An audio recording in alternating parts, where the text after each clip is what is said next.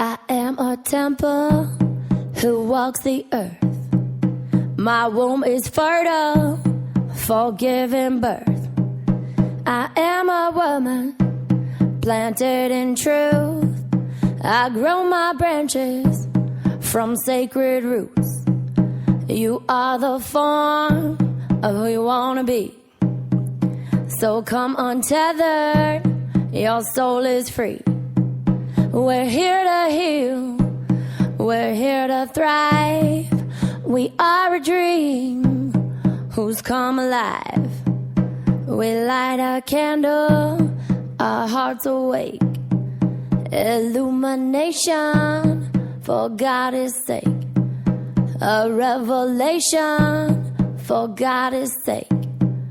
An evolution for God's sake. An inspiration for God's sake. For God's sake. For God's sake. For God's sake. For God's sake. For God's sake. For God's sake.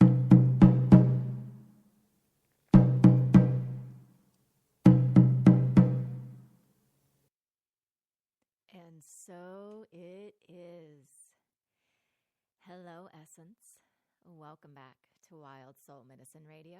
I'm so glad to be with you today. This is Jody England, and I am really in an interesting space today. I am feeling so in my power and so peaceful, and I have been ready to log on and do this show since 8 o'clock this morning. I gotta tell you, one of the reasons that I was called to start this radio show is I kept getting the message from Spirit to show the work, show the work, show the work, show the work. And that's the work that I do of reading energy, healing souls, discerning patterns and essence for people. And, you know, there were so many questions around that. There were all of the self-esteem questions of, can I do it? And will it work? And will people want it? And, you know, all of those pieces. And then there were just the logistical pieces like, you know, can we do that in a public forum where, you know, people are stopping in and moving in and out and things like that. And so, you know, so we've had 3 episodes so far. The first one, I felt like I was very much in essence and in my power and vulnerability. And then the next 2, I maybe played it a little safe, right? And that's what we do is we get in essence and it goes well. And then we're like, great, what was the formula for that? Let me write that down or capture that so I can do that thing again. And it's like, as soon as you do that thing, you're not actually in essence. So I confess, I'm calling myself out. The last two weeks, I actually had some notes and I read some questions and, you know, had an idea where the show was going. And I think it was still good. Again, I told you I'm pretty competent no matter what. But this week, I've been doing some deep personal work and have had a lot of things shift and move. And I'm just feeling so clear that I'm back to essence. I'm back to no notes. We're going to see where the show goes. I have a sense that we're going to be doing some showing of the work, meaning that I'm going to talk for a little bit here, and then we're going to open the lines. And if you are feeling called to receive an energy reading and possibly a healing, we'll kind of see what's up in the energy space, then you can call in and see if you get chosen for that. So I'm just going to tell you the number now so that you can prepare yourself when we're ready to receive the caller. So the number is 937-552-2747, 937-552-2747. And so we'd love to receive you if and when you're ready. Okay, so boundaries, right? Boundaries are what's up. And it's really interesting. This has been coming up not only for me, but it seems like all of my friends and many of my clients are experiencing this energy and this confusion no matter what their soul path, right? So I've mentioned before, there are 5 soul medicine paths, and there's actually one particular path, the shapeshifter, where boundaries are a recurring theme. It's one of the main themes, right? And so for that medicine path, boundaries are the gig. Like, they tend to open up really easily to other people, and they have lots of sticky energetic boundaries. And so, in a way, it's to be expected that boundaries would be an issue for that path. And yet, I think also as women, given the time we're in, given the kinds of taming that we go through in our society and in our past lives, we are predisposed to having difficulties with boundaries. Now, couple that with the pace of the evolutionary velocity that's happening, where we are changing so quickly, and we're literally like opening doors and crossing thresholds and dropping filters. And as that happens, we have to be open in order to pass through into the next piece. And if you think of it like, I love the analogy of the butterfly, right? The metamorphosis of that. So here we are transforming, we're in our cocoon, we're liquefying, right, into our next form. And so naturally, there's no boundary. We can't be liquid if we're holding a boundary. And then after we liquefy, we prepare to emerge into our next iteration of ourselves or our essence as the butterfly, right? But then there's this confusion or stickiness, like, well, how open do I be? Or where is my edge now? Or do I need an edge now? And with whom and how? And so I was really called this week to share this information with you all, because it felt, for me, it was really a breakthrough, because my particular soul medicine path is the warrior. And so I tend to have really good boundaries where they tend to go to the opposite extreme. So my boundaries tend to look like armor. And so it's more that people have a hard time getting in through my boundaries. So my edge is allowing intimacy and vulnerability and relationship with people who are close to me. So this week I was really having some struggles around, it was actually a few different things. So I'm writing a chapter for this book that's called The Path of the High Priestess. It's going to be amazing, and I'll keep you posted as it unfolds. But it's bringing up all kinds of stuff, right? Because I'm supposed to write about something that's very vulnerable for me. And in a way, I'm like an open book, like I share a lot of stuff that people normally wouldn't share. But there's this really tender, protected part of me that is very difficult to share, that doesn't feel safe in opening up. So, of course, as I dive in to look at this writing, everything was coming up, and it really brought up a whole other level of stuff that needed moved, and that's what happens anytime we cross a threshold. It's going to bring up more medicine for you, So you can just normalize that for yourself. It doesn't mean you're doing it wrong. It doesn't mean that it's not the right thing, or that you're messed up, or that you're not ready to do the thing. It just means that there's stuff to look at, right? And that's why you keep expanding, so you can keep getting clear. One of my favorite things to say is triggers are portals to freedom, right? So anytime you have a trigger coming up, if you embrace it as a way of saying, okay, what is there for me to look at here? There is freedom on the other side. So triggers are a good thing. They're only not good when you make yourself wrong for having them, or run in the other direction when you have them. So in the midst of those triggers, I was looking at a few different pieces that I knew were related, but I couldn't actually see how they were related. So we talked a couple weeks ago about divination, about like pulling cards or using your horoscope or things like that. And so because I was feeling stuck, I was like, okay, I'm going to draw a card and see what needs to happen here, right? And particularly there's a relationship with a friend that I have that's been sticky. And I kept trying to figure out, like, what is this and what needs to be cleared here in order for us to come back into alignment. And I couldn't actually discern what that was. And actually, that's been a pattern for me. I have a couple friendships where that's been happening, 3 to be exact. And so 2 of them had cleared up, and then this one was kind of hanging out there. So I pull a card, and the card that I pull is from, trying to think what the name of the deck is. I'll have to tell you that later. I don't have it here in front of me. But the card that I pull is called the Metal King, right? The Metal King. And it's this very kind of creepy looking warrior who has this suit of armor on, and he's got this sword and a mask. And the words on it are discipline, armor, boundaries, right? And I was really surprised. I was like, oh, I think I picked the wrong card, because that's the opposite of what I need, right? The untaming for me is I need to lose my boundaries. You know, I need to let go of my armor in order to be more free. And so I was perplexed. And then as I started reading in the manual that comes with it, like, what is that, or what is it really about? It was all about looking at, where are you taking on other people's energies? And where are you open for criticism and projection? And remember, that was the theme from the very first show. If you've been tuning in, that was, that first scary email.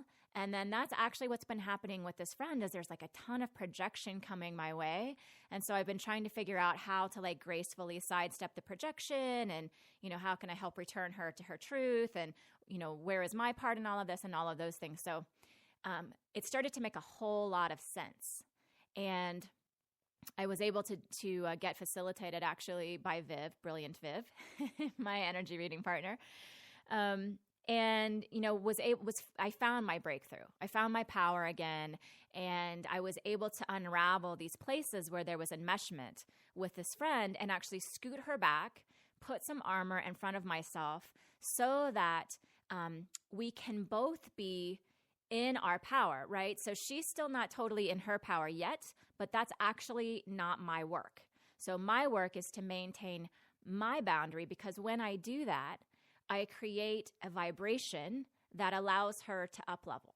The way it was is we were so enmeshed that it was almost like she was feeding on me, like she was a parasite in my system. And I had a vow, like a really deep unconscious vow of being the strong one, right? So then I attract someone who I end up kind of carrying on my back. And I was like, oh, actually, I don't need to do that anymore. I can move that out and just be in my power. So all of this parable is on the way to this really interesting discernment, right? So I was deepening into the discernment around, here we have these, two medicine paths, the shapeshifter, which tends to have open boundaries, and the warrior, which tends to have closed boundaries. And in a sense, it would seem like the untaming of those paths would be the opposite for each, right? So that the warrior needs to let the boundaries down, and the shapeshifter needs to learn to put some boundaries up. And that is usually where we start, right? That is where we start with those. And there is a new discernment that I have around the untaming, right? So untaming is really about unraveling the patterns, unraveling the ways that you have been taught to be safe, to fit in, to do this to be loved, or don't do that in order to survive, right? And so when we get caught in those patterns and those traps of our mind and our conditioning, we end up showing up not in our power. We become a victim to our lives, and we lose our ability to consciously create because we're constantly in reaction, right? So what we teach women is how to untame, how to, first of all, become aware of where you are tamed, and then secondly, to unravel that taming. So what is the way out of it? And typically, the basic way is some kind of opposite, right? So doing the opposite of what you've been doing is the way out of the cell. All right. So as I was leaning into this whole boundary piece of like, so what is the lesson, right? What is the lesson about how do we navigate boundaries? How do we know when we should open up or close down or allow someone in or not allow someone in? What is the truth under that? And what it seems to me is the truth is, if you discern what is the motivation behind the openness or closedness of the boundary, right? So I'm going to say that again. If you're trying to determine whether the current openness or closed I don't know if closedness, I don't know what the word would be there. We'll just say closedness for now. It's probably not proper English, but energetically it's appropriate. So if you're trying to determine whether your boundary is appropriately open or closed, let's say it like that, the way to decipher that is to look at what is your motivation behind it. So there's basically two motivations for all things. One is love and the other is fear. Love or fear. So when in doubt, you can default to everything is one of those two things. And so let me give you some examples of so fear can be a motivation between an open or a closed boundary. So some examples would be, you might have a wide open boundary because you have a fear that if you don't take care of everyone, they won't love you, right? Or that if you don't coach everyone and help them, right, that's where your value lies. And so you keep saying yes to people and yes to letting people in your space because you feel like you want them to need you or you're afraid for them not to need you, right? So both of those would be boundary decisions made from fear. And fear is never a clear space to operate from, but we do it all the time, right? That fear is largely what's running your subconscious. On the other hand, if you're more of the boundary closed type, you might have your boundary closed to others because you're afraid of intimacy, or you're afraid that you wouldn't be safe if you opened up, or you're afraid that if they could really see you or get close to you, they would think you're bad, right?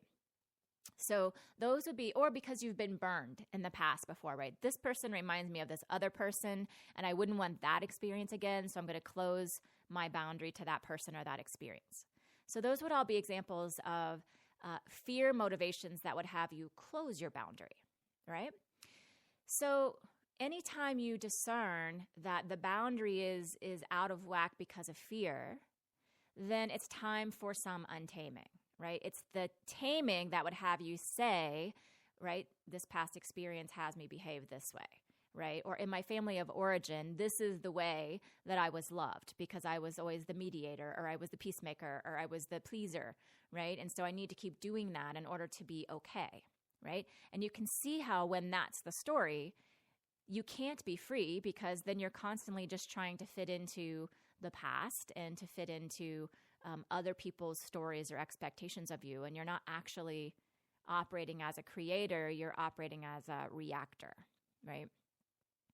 So the clear motivation for any boundary is love. Let me say that again. The clear motivation for any boundary, whether open or closed, is love. Anything done from love equals alignment. Instant alignment no matter what. So there is no one size fits all that boundaries should be open or closed. And there's a lot of the reason things like this don't resonate anymore is because they're not totally in truth. But, you hear a lot of people like teaching women about saying no and, being in your power and, things like that. And saying no is not always the right thing, right? For some of us, it is the right thing. And for some of us, it isn't the right thing, depending on the situation. So, rather than making ourselves crazy with trying to, put a blueprint or something over this, we're taking it all the way down to the truth, the energetic of the thing. And this is where you can always have clear discernment. So what is my motivation about this openness or closeness? So for example, with my friend, when I was able to unravel the fear that was on top of keeping my boundary down, right? So the boundary was down because I felt like I needed her, and then I felt like I owed her, and then I felt like it, was my responsibility to fix things, and, all of those iterations of the taming. As I lost those things, it became really clear that actually the most loving thing in that situation was to create a boundary, was to actually move her and her energy out of my space and then put a boundary up with love, right? So it's not a protection. It's not like, oh, I need this because you might, siphon back into my space or you might leech back onto me. That would also be a fear motivation, right? So when you're truly in power, it feels like moving them back And then I called in the Metal King, right? So I actually put up some armor in front of the place where I had let her attach. And I put a loving message on the armor that says, I see you, I love you. And when you're ready to show up in your power, just knock on the armor. I'd love to talk to you, right? Like, so this is all in the energy space. This is not a conversation that needs to happen in real life, because if it happened in real life, probably she would still be in victim mode and she'd be trying to re-engage me in the sticky energy. And so I'm just like, nope, when you're ready, I'm in my power, meet me here, right? Can you feel the love in that? That is completely different than the way we typically navigate our relationships. So one other thing I want to clarify that I just heard myself say there is nobody can get inside your boundary if you don't let them, right? So we use a lot of victim language around boundaries where we say like, oh, she's in my space, or other people's energy got into me, or I'm overwhelmed by these people or this situation, or, my kids are driving me crazy, right? The power in those statements, the power is all outside of you. Like somebody else can do something to you and then you're the victim to it. So the truth is we're never a victim to anyone else, and nobody can get in our energy space if we don't actually open the door. So of course, you're probably subconsciously opening the door, or same, like reverse would be if you are subconsciously always closing the door, you might be a victim to like, I just don't feel like anybody gets me, or I don't feel like they love me, or, why can't my husband be there for me?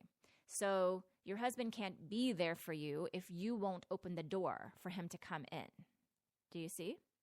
So this process is such that we honor exactly where we are. We don't make ourselves wrong for why we've set our energy up the way we have.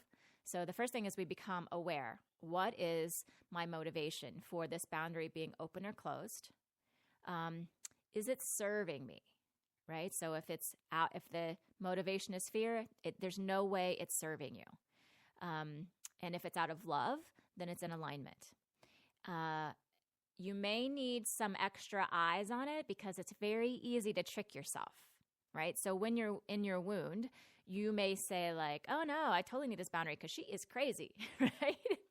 Which would totally not be truth, right? In truth, you've created it for a reason and you need some cleaning out of the reason so that you can actually show up in love, right? So don't worry if you can't see this clearly yourself. That's one of the reasons I'm going to do some energy work live today, is so you can have another set of eyes to see what is really going on here, right? So you discern what is going on, and then let's see, I lost my steps here. So so then once you see what's happening, then you put it back in alignment, right? So you take steps to energetically put it back in alignment, and then once it's in alignment, you get to just watch, right? So things might happen that cause you to put the boundary back down, or put the boundary back up, right? To go back into the taming. So then you just need to be monitoring it with a little awareness, a little attention, until you kind of get the hang of it, okay?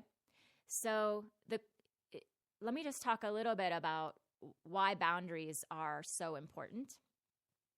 Because when you are desiring to navigate your life from a space of power, right? And if you're listening to this show, that is a driving force of you, right? That you are a powerful woman on this path of evolution. And having unhealthy boundaries in any space in your life is kind of like walking around trying to talk on your cell phone while someone is running a vacuum cleaner beside you, right? It's very staticky. It's very hard to hear. It's hard to hear your own voice. It's hard to feel your power. It's very confusing what's yours and what's someone else's. And so, I think that really whenever you're feeling locked up about something, one of the first places I would start looking is, how are my boundaries? And so the first thing you're going to do is you're going to actually tune in with yourself and see, are my boundaries up or down? And then that whole process we just talked about, right? So I'm going to talk just 5 more minutes. I'm going to talk 5 more minutes, and then I'm going to take a caller. So if you want to be laser coached, 937-552-2747. What I'd like to address would be, is there an area in your life where you have a suspicion that a boundary might be the issue? You don't even have to know if it's more open or more closed or which way it should be. But if you can just feel like there's a boundary issue in your life and you'd like some help looking at it and then shifting it, that's what I'm going to be doing. All right. So go ahead and call in. I'll probably only have time to do one person unless we move it really quickly, and then I'll try to do two. All right. So go ahead and call in now if you think you want to do that, and then I'm just going to keep talking for a few minutes while we get someone in the queue. So for those of you who aren't going to get coached today but want to know, how do I go about closing a boundary? What does that even mean, right? So there are many ways to do it, but probably the easiest is to work with your aura. Okay, so the aura is the energy space that's about 2 to 3 feet around you in every direction. So if you put your arm straight out in front of you, that's about how far out from you your aura extends, right? And the aura is really like, that old experiment they do where, you stand in front of someone and then as you step closer, they'll automatically back up because they call it personal space. So personal space really is your aura. And some of us carry our auras very close to us, right? So if part of your taming has been make yourself small, don't be too shiny, be as unobtrusive as you can, you may actually carry your aura really close to you, or you may have a lot of holes in it where it's really easy for people to step into your space, right? And then others of us, may have like really harsh edges on our energy space where we're actually repelling people before they even get close to us. It's like, boom, And as I've just talked about here, there can be different areas of your life where different ones of those are occurring. So for me, I do very well with boundaries in the coaching space. So with my clients, I tend to function very healthily with like opening for a session and then, clearing energy after a session. And, I don't have clients calling me in the middle of the night or, for emergencies. Like those things are all really clear for me. The place that's messier for me is in my personal life because my tendency is to push people away. So it makes sense that the people who are closest to me are the ones where I would give them the stiff arm boundary, right? So what you're going to do is determine for yourself, what is your tendency in general? Do you tend to be more open or more closed in your boundaries? And then also, as you start to pay attention, where are you more open or closed? Are there certain areas of your life where you do more of one or the other? The best way to really play with this is to actually just close your eyes for a second. So if you close your eyes, I'm just going to repeat the number one more time if you need it. 937-552-2747. 937-552-2747. Okay, great. So as you close your eyes, just imagine that you could see almost like there was a balloon around you, like you were standing in the center of a bubble. And if you could imagine what the edge of your bubble looked like, what do you notice? So does it feel like it has holes in it? Does it feel like the edges are fuzzy? Is it hard to even imagine that there is a bubble, right? Some of us don't have any edge whatsoever, and it's like, what? Where? I don't feel or see anything. Or is it really thick? So just take an awareness, take a notice of what's happening there. And again, the key here is no judgment. So it's not about, oh my gosh, I can't find my edge, I'm totally messed up, or, whatever. It's just noticing, interesting, there must be a reason. Must be a reason why I have it that way. I wonder if that is serving me, right? And then sometimes you can just play with the edge itself.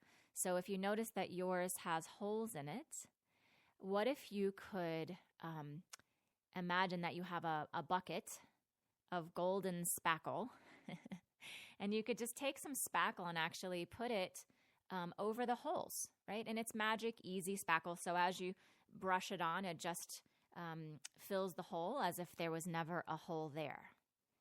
So just start filling in your space. And on the other end of the spectrum, if you feel that your edge is super thick, right? It's super thick and it would be hard for you to actually feel someone else in that space. You could imagine that you could put some golden thinning solution on the edge so that actually there is the possibility of permeability when you want it, right? So you could start to thin yours out a little bit.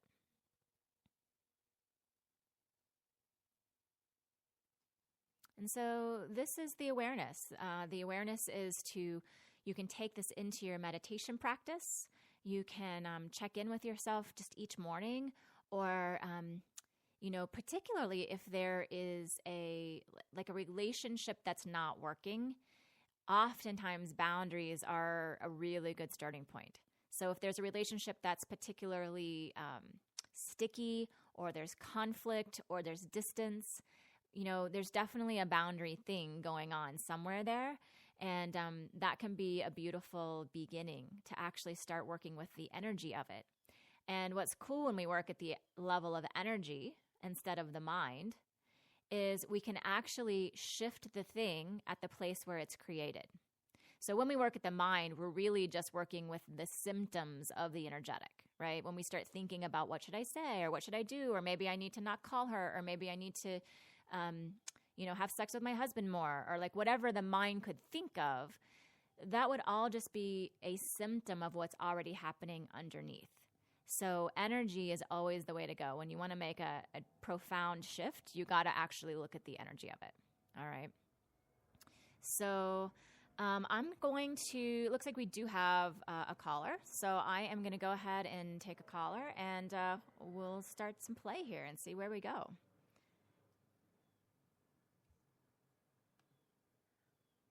All right. It'll take just a minute to get her patched through. There's a little delay on the line, so Viv has to wait 10 seconds to hear me say, go ahead and put her through. Perfect. So while we're waiting for the caller, one of the things to notice if you're listening is that even though this call will be about her and her boundaries, you can do the healing along with her because you will have matches to it. We all will have matches to it. So pretend like she is you and just do it right along with us so that you can experience the healing as well. Okay. Hi, this is Jody. Is this Jude? It is. Hi, Jude. How are you? I'm good, honey. Welcome. Thank you. I love that you're calling in on the Boundary Show. I have no idea why you love that.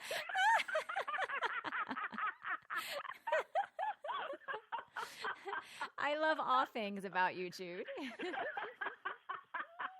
Yes, but there was my face floating across the space in your room, right? Yeah, love it. Oh, goodness. Love it.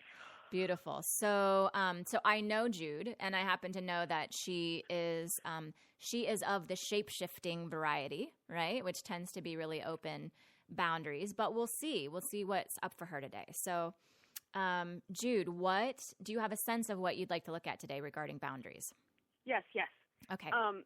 It's about my father, Mm-hmm. who I am frequently the most confused about my boundaries with. And as I'm working on holding my presence bigger in my work in the world, in my calling in clients, I bump into him more than I feel like I find anybody else. Mm-hmm. So I would like to look at that. Great. So is there a particular thing that's up right now with him where you notice you're bumping up against him, or just kind of pervasively through everything?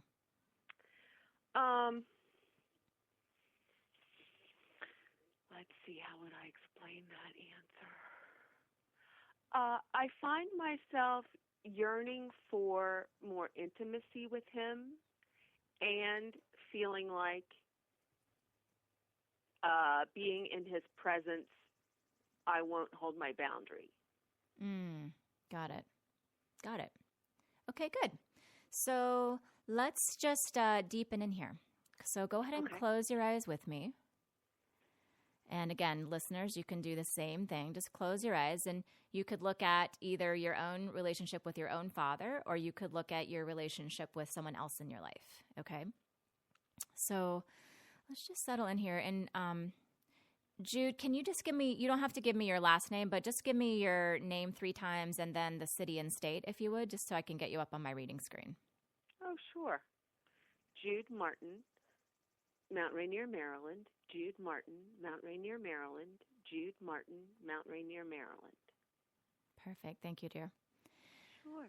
Okay, so I'm just going to take a look here at this relationship with your father and see whose boundaries look like what. All right, so what I see is there is this way that you interact with him where you lead with neediness, right? Mm-hmm. So you lead with like almost throwing yourself at his feet. Right. Yep. And then Because he's a fixer. yeah. So that would probably get his attention. Totally. He's like the drug for you, right? Like it's a way for your inner victim, you know, who we adore, to get a fix, right? Right. Right. But there's a way that when you do that, he actually wants to vacate the premises. Like he's leaping up away from your arms. You know, it's like you're grabbing his feet and he's like trying to step up out of it. Okay, cool. And it looks like he does that because he's a little scared by how much you need him. And also because it's an invasion, right? So anytime we come with our boundaries wide open, then the other person has an experience of that, right? So they're like, suddenly somebody's in my space. And they might not even know consciously why they want to avoid you, but they just will avoid you, right? Right. Right. So let's take a look and see what would have you stay in your power more. All right, so I want you to play with this with me, right? So let's imagine that what if you could just imagine standing straight up. So as you close your eyes, imagine you standing straight up on one side of the screen, and on the other side, your dad standing straight up. And we're just going to like separate you plenty of space apart so that you can see, like, okay, I don't have to grab for his feet yet. Let me just see, can you even stand up, imagining him? Does that make sense? Mm-hmm. Good. All right. Yep. There you are.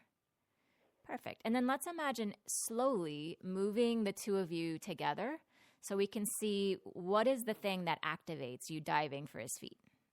Does that make sense? Sure. Yep. So let's just go slow here and see.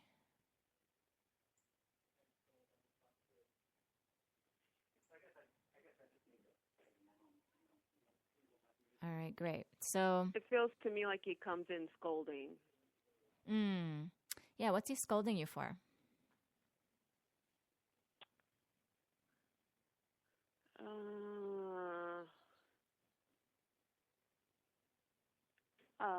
I don't work hard enough. I'm not disciplined enough. I'm not responsible. I'm not on time. Just all of the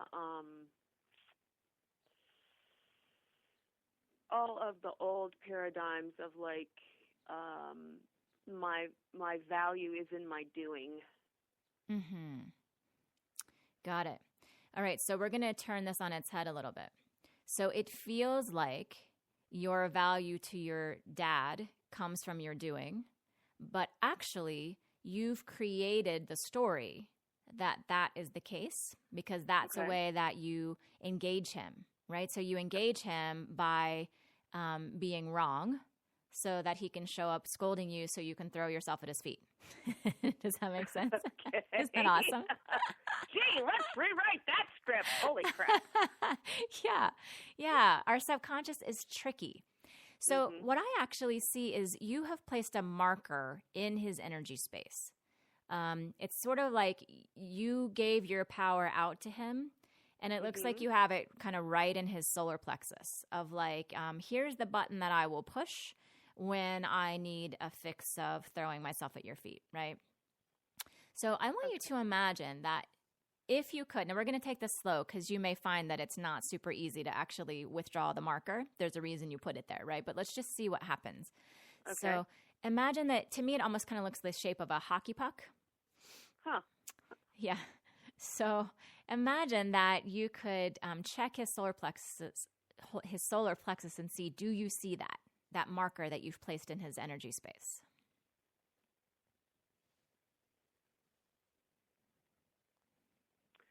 I kind of can, but mine is really activated right now, so I think we're on the right track. Your solar plexus is. Yeah. Yeah. Yeah, because it's sort of like that's where you hook up to him, right? So, yeah, so that makes sense that it's really activated. So let's go ahead and cue your body to safety. So just rub your thighs a little. Yeah, doing that. And everybody listening, when you notice a fear response happening where you start to go unconscious or you start to get really fidgety or irritable, it's because your body is afraid, right? Remember, we talked about the fear activation underneath the boundary issue, right? So this is how we know we're on the right track, because there's definitely fear here.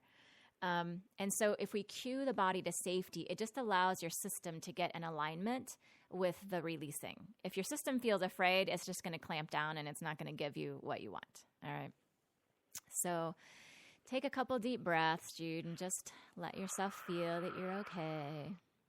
And when it's around parents, I really like to rub my head and face, because that's such a gesture children receive. Great. When their parents are gentle. So. Beautiful. Go ahead and do that then. And also, let's tell your system that you don't have to actually withdraw this marker if it doesn't serve you. So all we're doing is going to take a look, and then you can decide at any time if you don't want to actually move it. All right? So that way you'll still feel in your power. My system appreciates that very much. Excellent. All right. So with that feeling of safety and curiosity, would you be willing to take a look at your dad's energy system and just see, do you notice the marker you have in his solar plexus?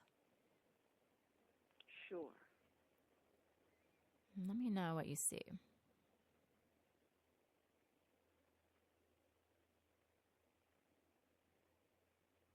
Oh, wow. I tried to prop him up because he always looked like he was working so hard to me.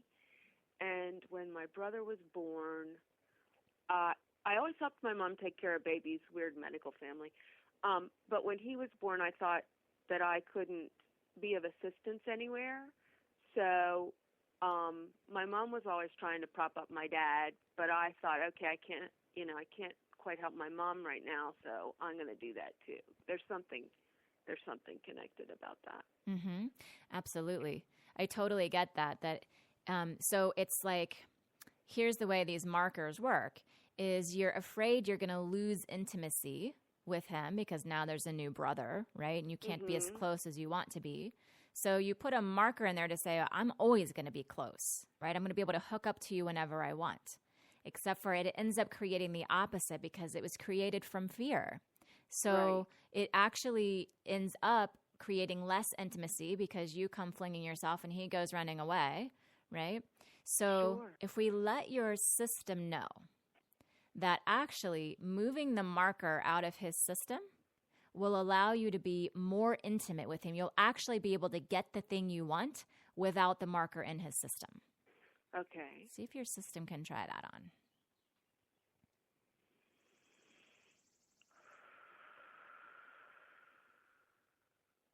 And feel the fear, right? Feel the fear that brings up, like, are you sure? But what if it doesn't?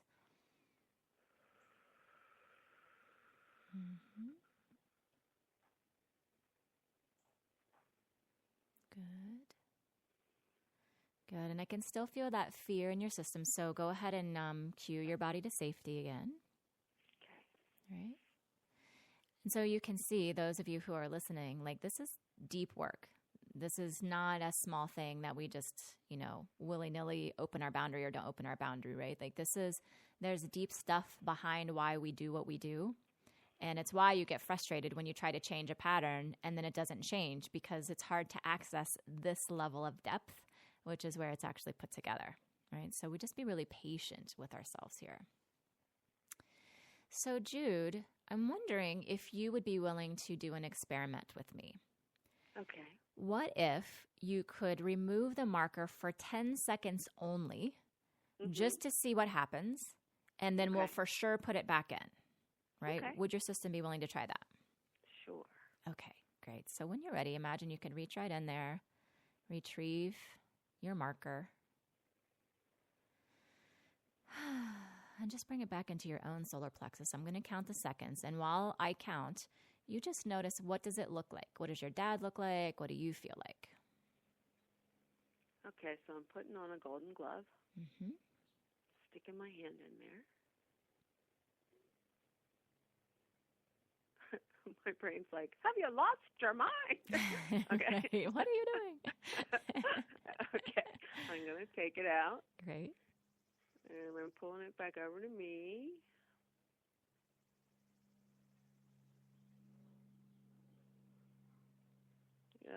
We both look pretty surprised. Mm-hmm. Yeah, you got 5 more seconds, so just notice what you can notice.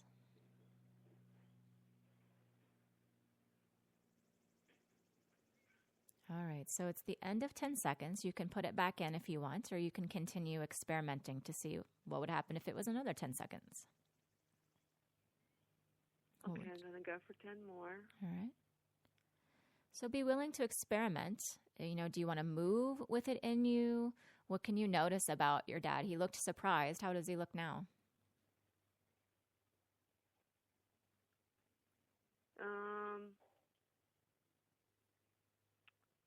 Kind of like he has a lot of free time on his hands all of a sudden. Huh. Oh, God. Sorry, Pops. Nice. Nice. And if you could put a mirror up and see, how do you look?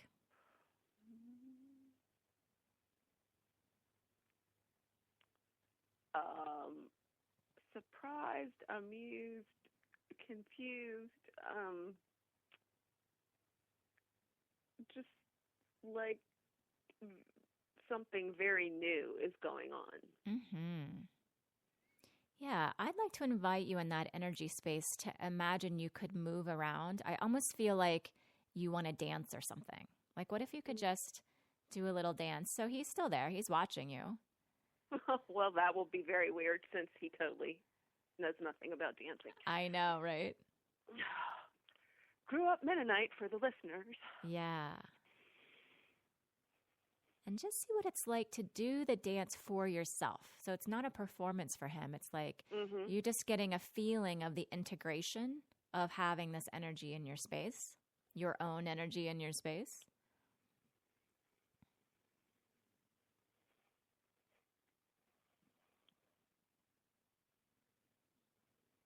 Mm-hmm. Good. Go ahead and keep cueing your body to safety. It's okay for me to still be in my energy.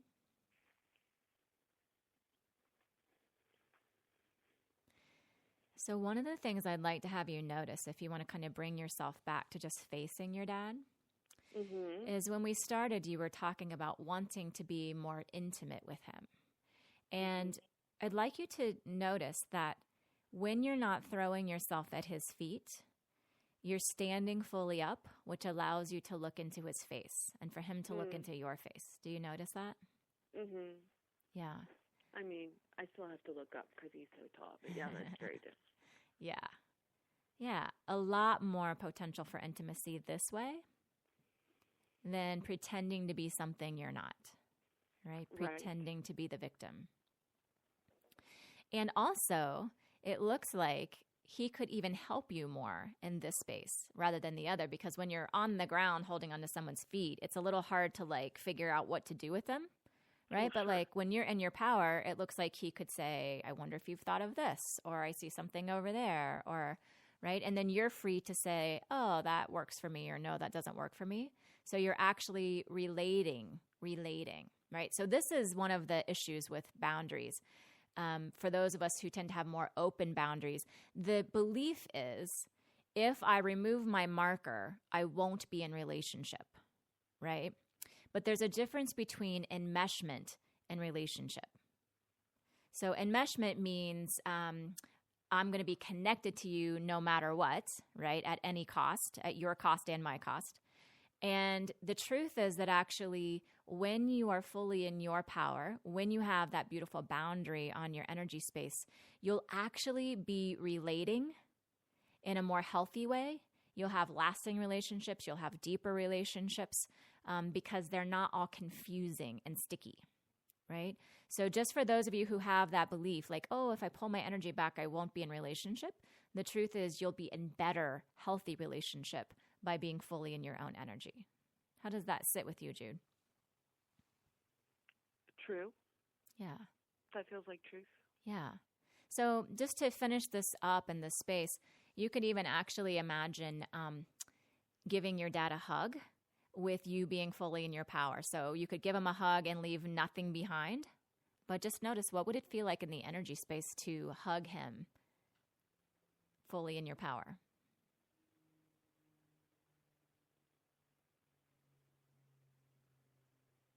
It's nice. Yeah. What's different about it?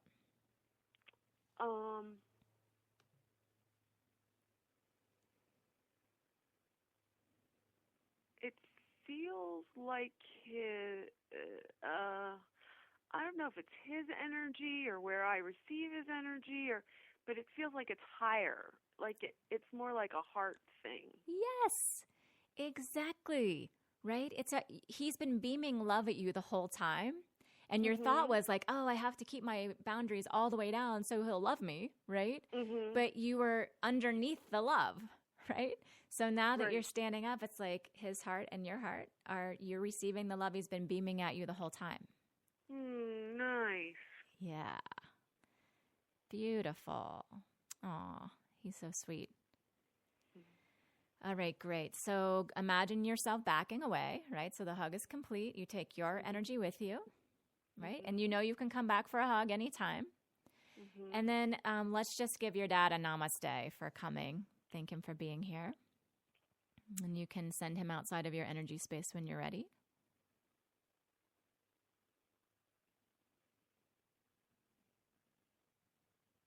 Okay. Beautiful. Beautiful.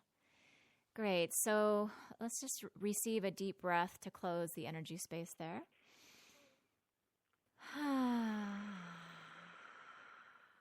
Good.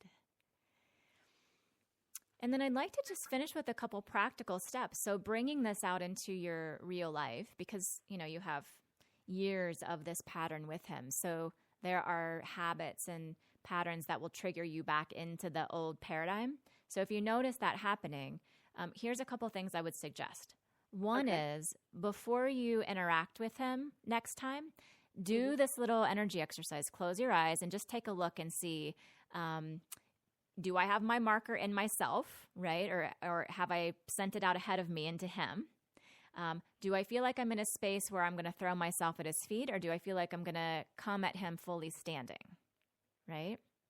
Okay. So you just set yourself up energetically for the type of interaction you just had here. And then the second thing is, if you forget to do that, or you have an interaction and you're like, oh my gosh, I did the thing again. I totally, gave away my power and he was criticizing me and making me wrong and blah, blah, blah. Then after the fact, you come in and do this because, energy isn't time and space definitive, right? So you can heal something even after the fact and just put it back into alignment. So for everyone playing with boundaries, it's not a game of perfect. We will not always have our boundaries in the appropriate or the most effective open or closed. But the cool thing is that it's very forgiving. So you can do it, before, during, or after putting yourself back in alignment. Beautiful. Jude, thank you so much for coming to play. Thank you, sweetie. That was wonderful. I'm grateful. Me too. Love you. Love you. All right. Bye. Bye. All right.